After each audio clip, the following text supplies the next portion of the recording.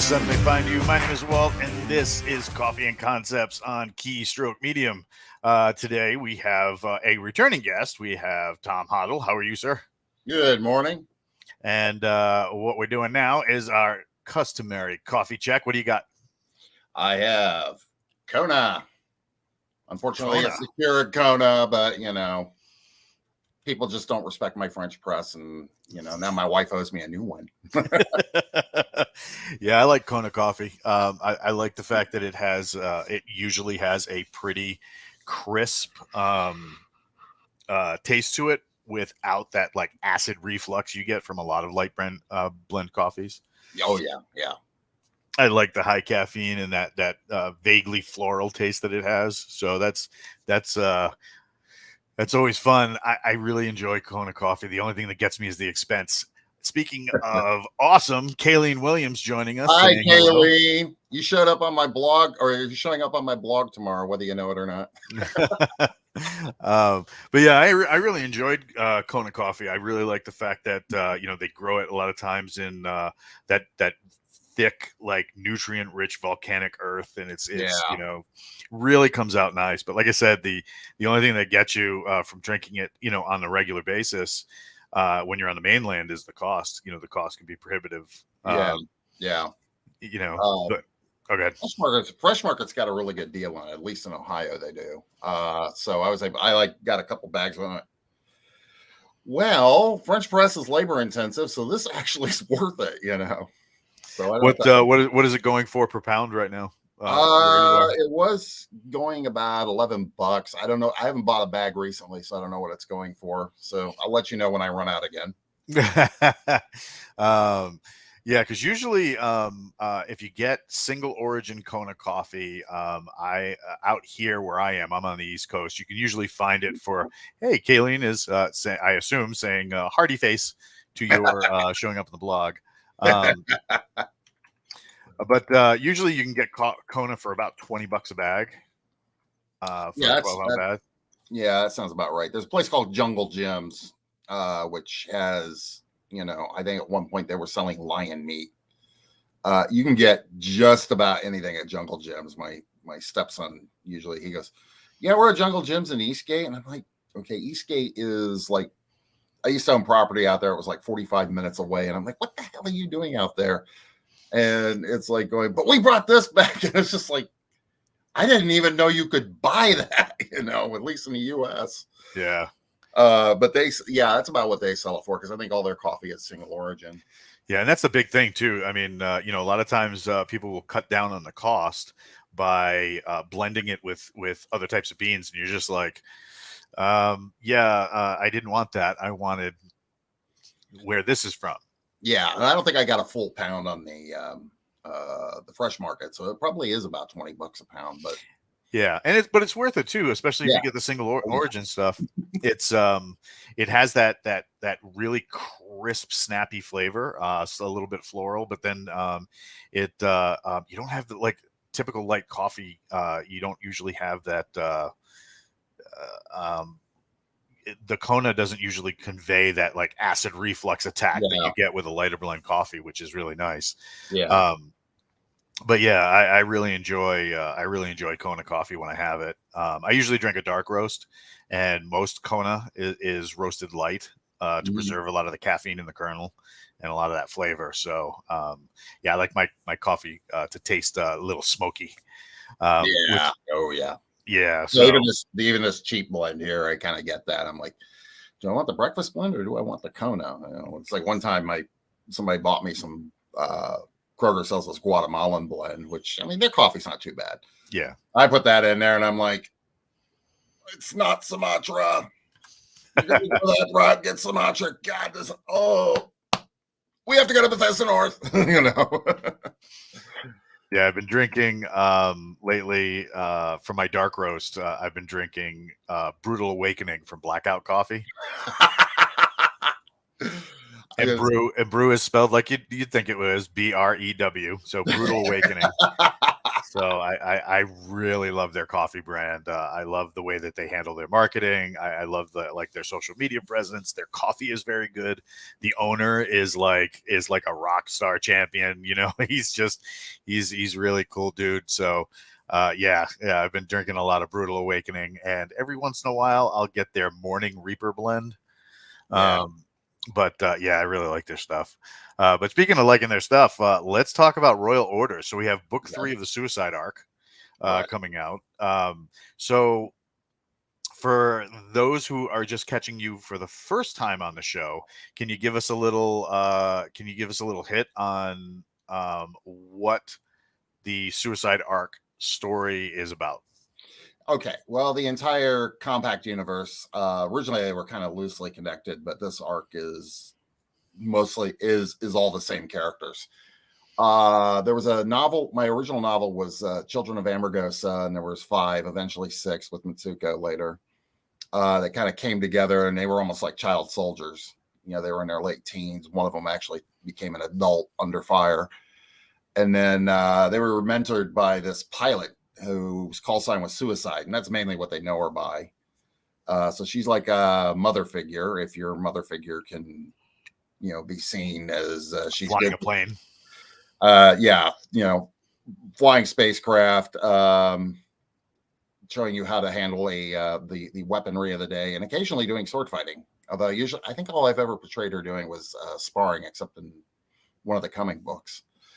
And when I finished the Amargosa trilogy, everybody's like, "You got to do a novel about suicide." I said, "I'll do a trilogy." And then I thought, well, what's happening with these other people? So I put like 3 of the characters between the first 2 novels, and then 3 after, and then the final novel will be Suicide's exit from the story. And I'm not saying whether that's fatal or not. Spoil it.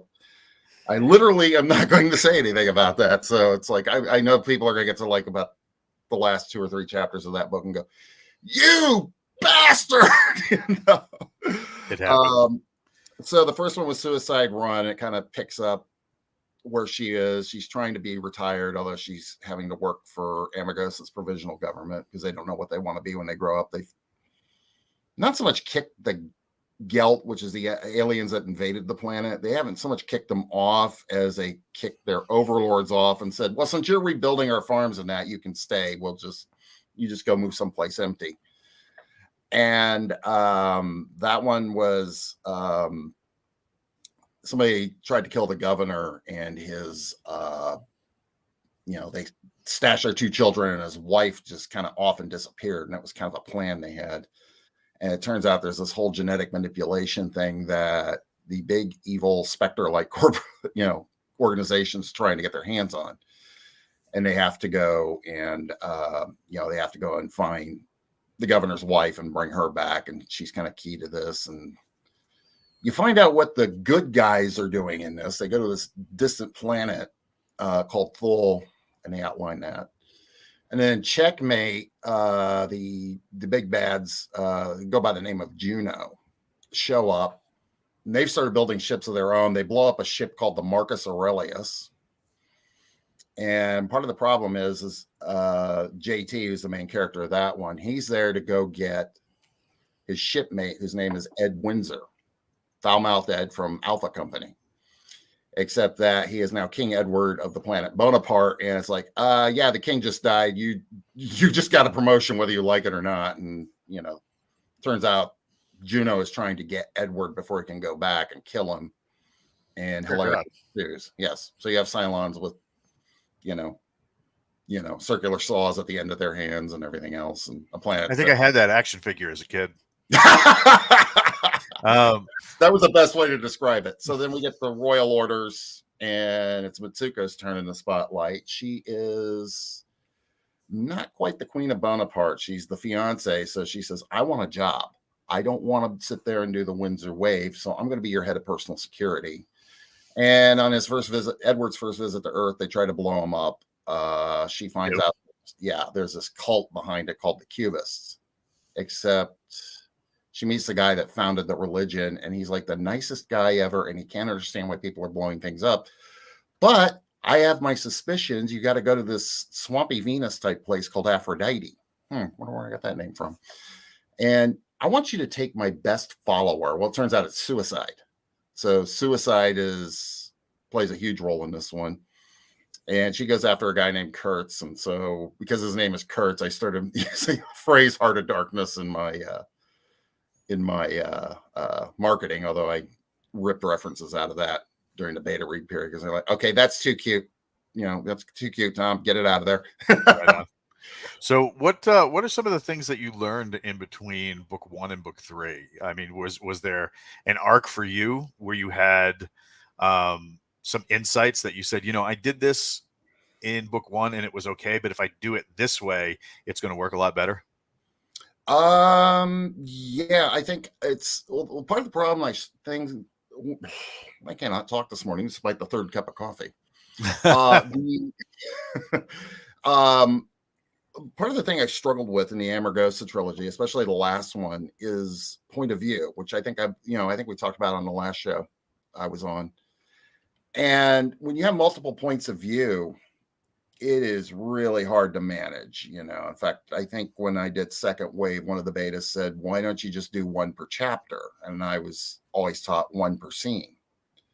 That's fine, but you got to keep a rhythm going when you do that. And so Storming Amargosa, I did one per chapter. And I said, okay, that's it. It's one per book. So most of the book is from Suicide's point of view, and Suicide Run, JT's in the second one. And this one, it's all Mitsuko, which actually was a lot of fun because she has a completely different mindset from the other two.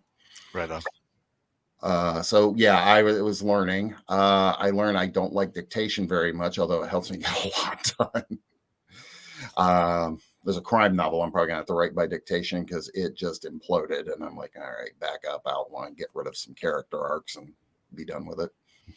Yeah, I've tried dictation before, and I don't. My brain has been so wired to type that it would take me a long time to rewire it for dictation, and I think I would rather use the time to get the words out than having to reprocess. Well, there was I don't think he intended me to write 9 books, but there was a point right before the lockdown, and Rick Partlow was saying, well, Athon, if you can write fast, Athon might be interested. And then I sent in the query for Suicide Run, and Steve Ballou will have to confirm this or not. I mean, I just got this, hey, this isn't really going to work for us.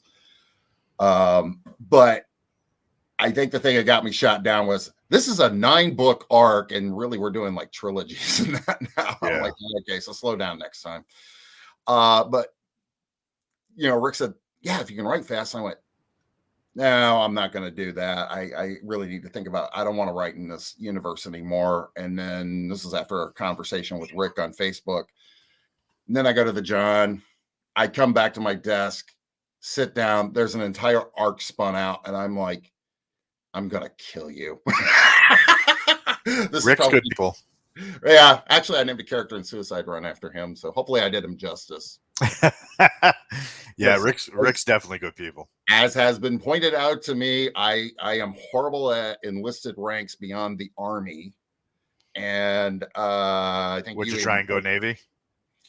Well, the problem is that Mitsuko was acting as household guard, which is her planetary defense. And so I kept flipping between, sergeant and, flipping between sergeant and master chief. And it was like, oh man. Holy promotion. Yeah, I had to like purge that and go, okay, this is this. So I had to actually make a chart after I finished Suicide Run and put these are the Navy ranks. These are the Marine ranks. These are the Border Guard, which is their equivalent of the Air Force ranks. And these are Cyber Command. Nobody likes the Cyber Command ranks because they don't have ranks. They have pay grades. Well, that's just like in the regular government. If you're working in a civilian IT job in the government, you receive your GS rating. So, yeah, it's kind of like that kind of deal. Yeah, I was thinking of that because it's like the CIA does. I mean, the CIA is like bureaucratic as hell. Not that any other, government organization is, but the KGB was quasi-military. And I thought, let's just make the spy agency a branch of the military. There you go. and which then you get to have all kinds of weirdness. Trucker Hello, Charlie D. Charlie. What's going on, bro? But and, yeah, and then of course it's 500 years in the future, so you can do things like I know every Navy person I've ever met, especially like my stepson's uncle Howard. I think he left the Navy as a full commander or a captain. I'm not sure, but he said, I would never want to be a flag officer. And he goes, why? He says, because that would have been when I retired and I would have been rear admiral, lower half. And I went, that's horrible, but nobody likes Commodore either. So I said, okay. I put it out on one of the groups and I said, what do the other countries call their 1-star admirals? And they said force admiral or flotilla admiral. So I went, okay, force admiral. There you go. So we got rid of that. The border guard, I went up there and I thought, I want to imply Air Force, because everything else is, second, first lieutenant and all that. And I fudged the enlisted ranks a little bit just to say we've evolved. And so like if you're a 1-star in the border guard, you're a wing commander. And I thought, oh, that's great, because that's like Commodore. They're like, really? You couldn't make us like, general on training wheels or something? Yeah, because usually you see the Air Force guys, they have the general officer ranks in the uppers, and their ranks almost mimic the Army and our military. Yeah. But a lot of the other militaries, they don't even have an Air Force. It's like an Air Corps. Yeah. So they're just whatever rank that Air Corps is attached to. Those are the ranks they use, which is kind of, which can be problematic for a writer when you're trying to look for something slightly different, but grounded and based enough in reality that people will adhere to it. And it's, when you start, you start like somebody gave me a manuscript to check out, and they were like, oh, well, they had this very high ranking officer reporting to a lower officer, and the lower officer was like in command of everything. And I'm just like, just so that you got this backwards, bro. Yeah. So some of that can be really confusing, especially when you start talking American Navy. And speaking of American Navy, Leo Vigaro. Hello, Leo. So especially when you're talking American Navy, and the officer ranks aren't really that difficult.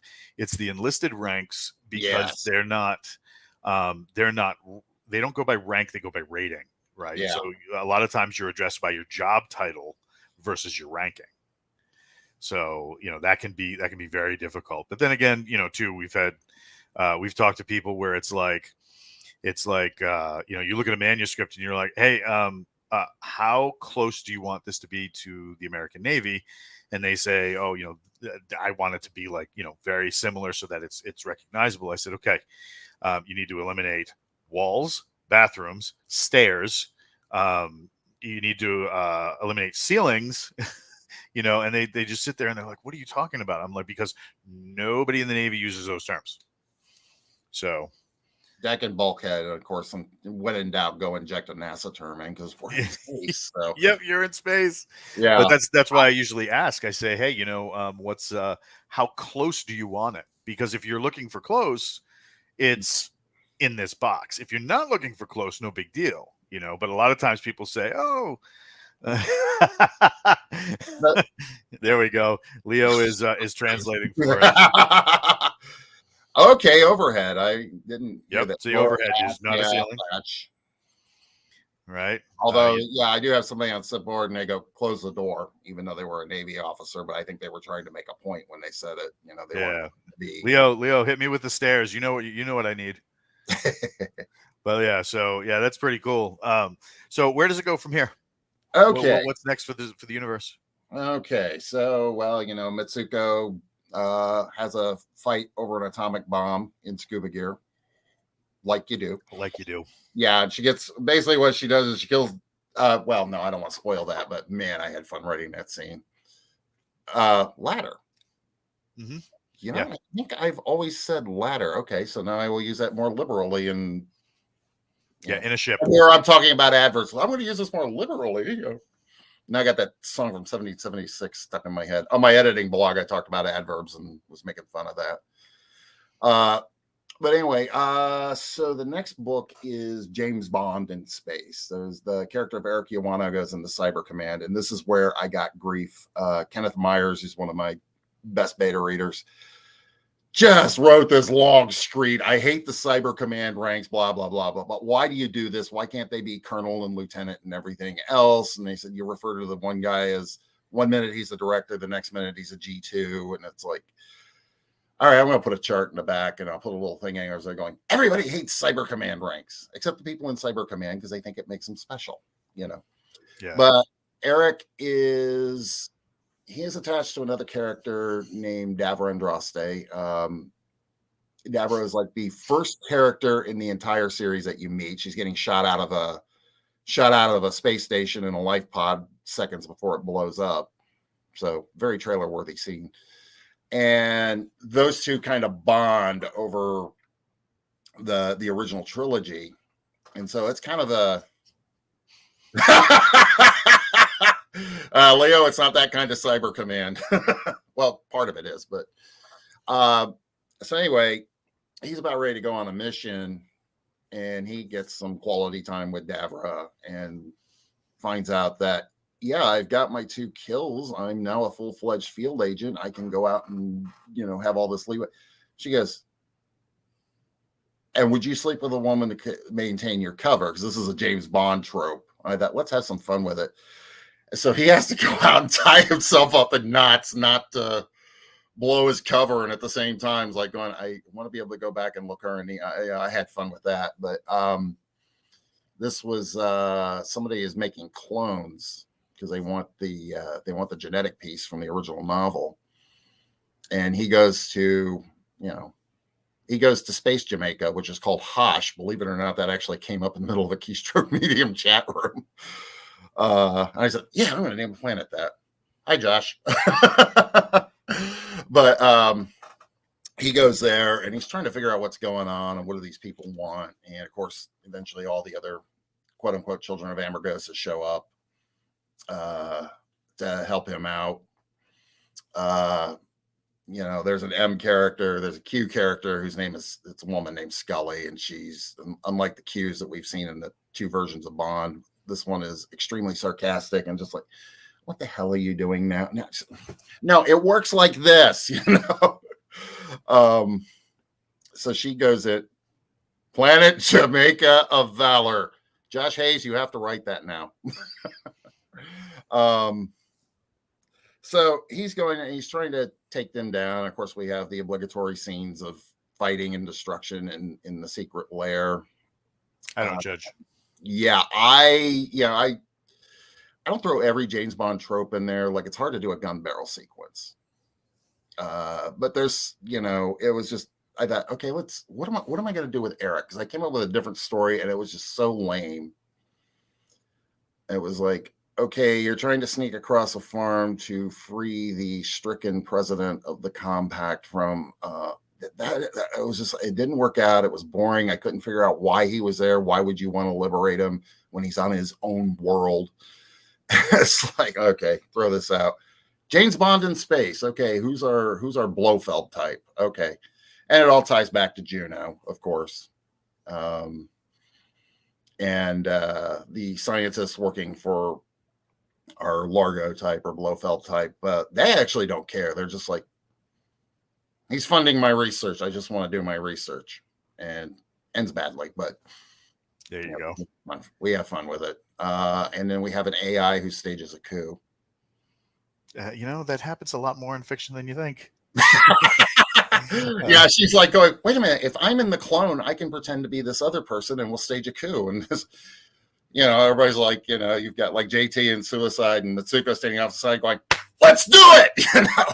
That's how it happens. Yeah, and then the spy is sitting there going, is this even legal? I don't think spies usually worry about legal. But seeing as we're talking about legal, where is the place where people can legally find you? That would be tshottle.com. The series is tshottle.com/compactuniverse. And I very soon will be in stock at thetomebookstore.com in Cincinnati. Right on. Yeah, that is owned by J.M. Clark, another sci-fi author. Hopefully I can get him on as a guest on my show soon. Oh, groovy. Yeah, when I figure out how to do what you're doing right now. We'll talk off the air. All right. And we want to thank everybody for coming out and spending your morning and your morning coffee with myself and Tom. Make sure to go over to Amazon, pick up the Suicide Arc Book 3, right? Royal Orders, which you can see. Hold that just right there, nice and pretty. Hold on, wait, here we go. There we go. Solo layout. Hold that up so everybody can see the whole cover. There we go. There we go. So get my ugly mug out of the way. Pick up Royal Orders Suicide Arc number 3 over on Amazon, and let Tom know what you think. We'll catch you next time for coffee, words, and all sorts of weirdness right here on Keystroke Media.